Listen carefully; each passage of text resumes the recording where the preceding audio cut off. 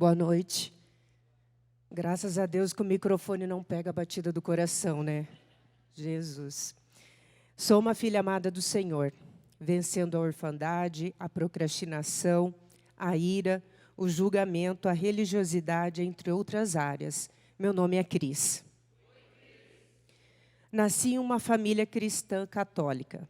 Minha mãe sempre deixou claro que fui muito desejada, que a gravidez foi celebrada, que ela e meu pai sentiam-se felizes e ansiosos por minha chegada.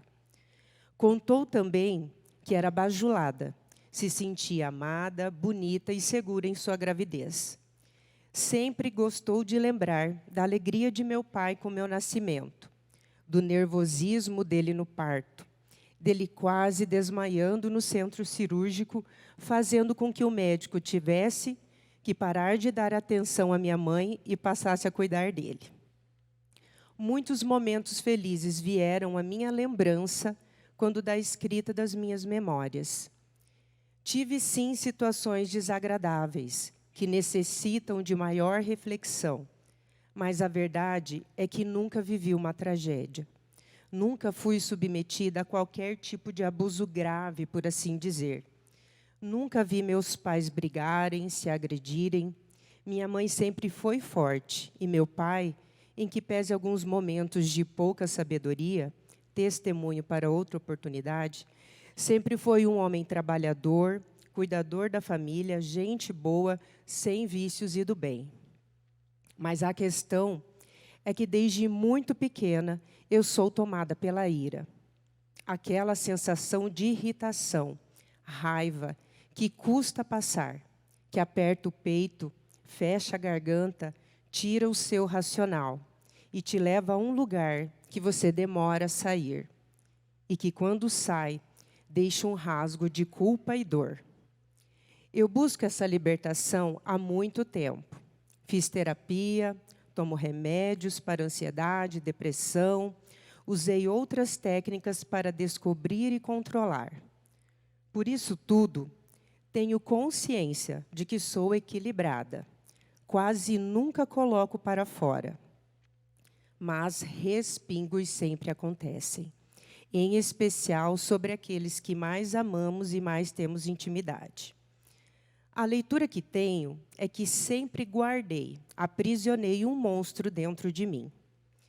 Coloquei na minha cabeça algo chamado de maldição hereditária, porque enxergo muito de mim, muito de minha avó materna em mim, quando isso tudo acontece.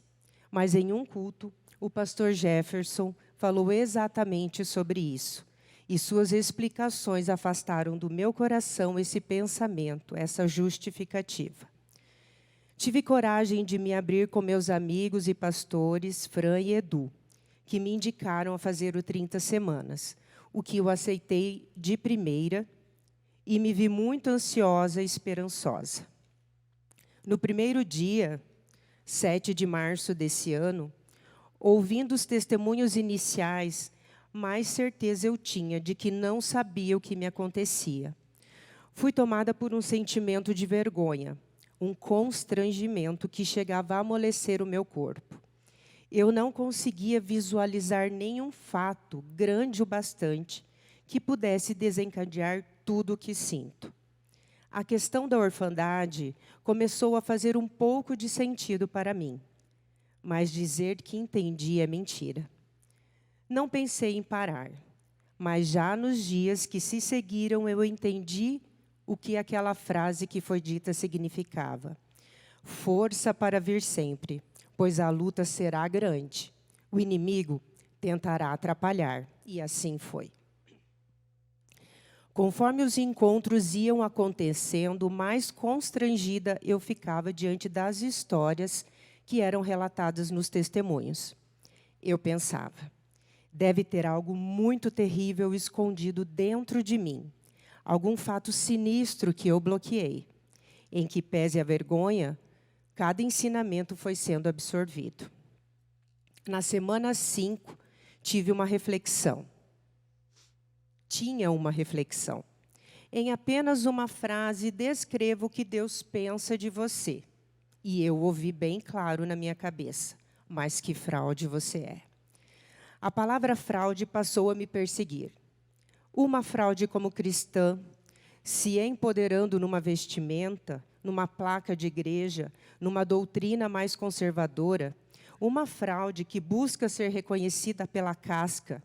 E isso também ficará para um outro testemunho. Mas e por dentro? Como eu sou de fato? Claro que em toda a minha caminhada eu cresci com Deus. Eu realmente me converti. De coração, aceitei Jesus como meu Senhor e Salvador. Mas eu estava fazendo errado. Estava esquecendo da essência. Sentia-me uma fraude. Também por estar aqui no 30 Semanas. Num lugar de pessoas com tantos problemas reais, palpáveis, histórias tristes, fatos. Uma fraude por não ter controle. Esse dia do curso foi muito cansativo e anotei em minha apostila. Até hoje não estou acreditando que eu conseguirei. Olho ao redor para as pessoas, escuto os testemunhos e não tenho fé em mim. Os fatos que me incomodam geralmente não são fatos mesmo. As coisas giram na minha mente, apertam meu coração. E eu rumino por bastante tempo. Não consigo enxergar de onde isso tudo surgiu. E então, com o passar dos encontros, ainda ouvindo a palavra fraude em minha cabeça, entendi, na semana 7, que precisava agir. Não somente pensar que existe uma força que me impede de fazer o que precisa ser feito. Entregar tudo a Deus, sim, mas sem deixar de agir. Na semana 8, o relacionamento com o pai biológico passou a ser assunto. Na semana 12, dia 30 de maio, escrevi: ainda me sinto tão perdida, sem saber o que fazer ou a causa. Então, no pequeno grupo, relatei que me sentia amada por Deus, mas muito culpada e responsável por não ser íntima dele. No dia 3 de junho, num sábado, eu lia sobre as fases da feminilidade, da vida de uma mulher no livro A Honra do Rosa, onde discorria sobre as marcas em cada fase, sobre o que poderia ser afetado. Em uma parte dizia que às vezes as questões que nos afetam estão escondidas a olho nu, fogem da memória, mas são determinantes para o que a mulher venha a se tornar. E nesse momento, meus irmãos, o Espírito Santo falou comigo. Claramente ele disse: pare de se preocupar com o que pode ter influenciado o seu comportamento, esse que você quer mudar. Apenas mude e agradeça a Deus por nada de ruim ter te acontecido na vida. Foi libertador. Eu percebi que queria ser a vítima de alguma coisa.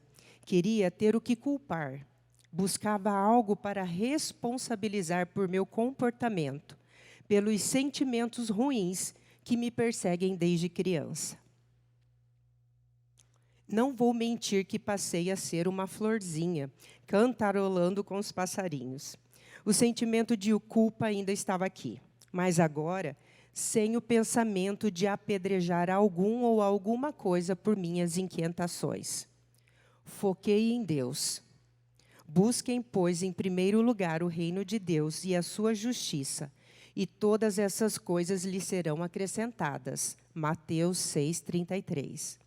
É claro que eu já sabia que tinha questões com meu pai, mas não percebia o que de fato desencadeavam.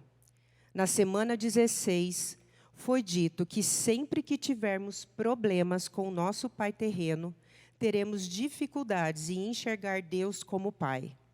E uma luz foi clareando minhas reais necessidades aqui no 30 Semanas. A questão orfandade estava saltando aos meus olhos, deixando em segundo plano a ira. Na semana 18, durante um testemunho, senti que devia dizer aos meus pais que os amava. Que difícil, que medo, que vergonha. Mas o que de ruim poderia acontecer? Eu fiz por WhatsApp, mas fiz. E foi bem legal.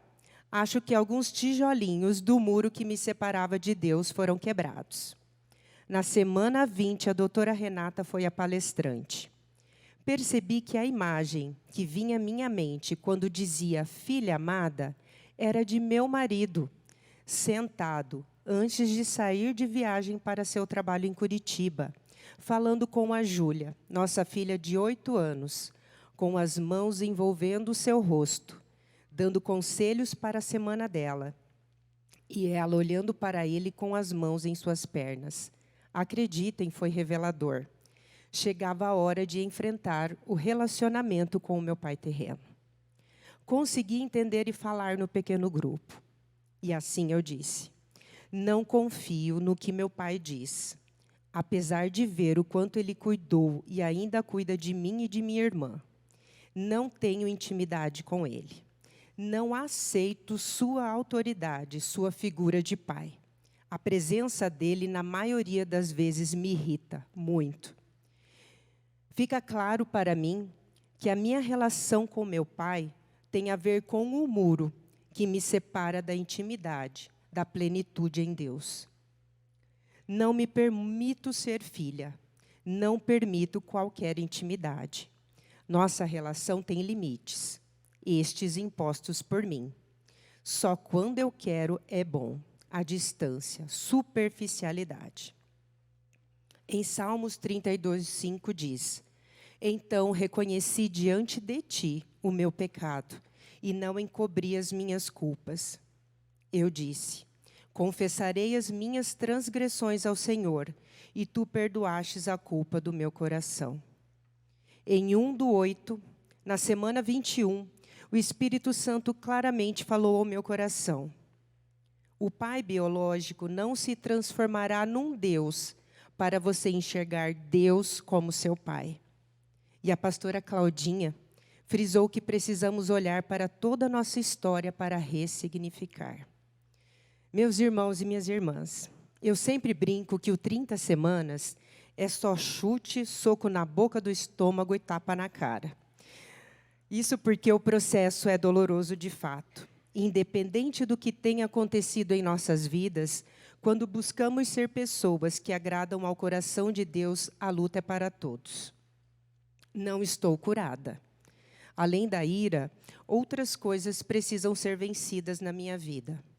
Entrei achando que veria algo sobrenatural me transformando, e, ao contrário disso, me vi sendo impelida a entrar na batalha e agir. Nada de sobrenatural, mas a vida sendo vida, e precisando da minha ação e força de vontade. Me sinto mais forte. Sei que estou ressignificando muita coisa. Eu já vinha construindo um novo olhar para meu pai. E com o programa, a boa visão está sendo intensificada. Também tenho consciência das ações que somente eu posso praticar, com a certeza de que Deus está me instruindo e me dando forças a cada dia. Eu vou vencer. Já venci muita coisa aqui. O processo é longo, mas a caminhada não é solitária, não precisa ser. Portanto, se alguém está em Cristo, é nova criação. As coisas antigas já passaram, eis que surgiram coisas novas. 2 Coríntios 5:17. No encontro 16, tinha uma pergunta: quem você sonha em ser? Eu sonho com Deus me falando no céu: você não foi a fraude que ouviu em sua cabeça. Você não é. Eu agradeço a minha líder de GA, Sinara, as comandantes do meu pequeno grupo, Vera e Margarete, as confidentes, Adria e Sirlei, a todos que servem, organizaram, idealizaram esse ministério, aos meus familiares, e, em especial, as minhas colegas de pequeno grupo. Pois seus testemunhos corajosos fizeram e fazem toda a diferença no meu processo. Obrigada pelo silêncio.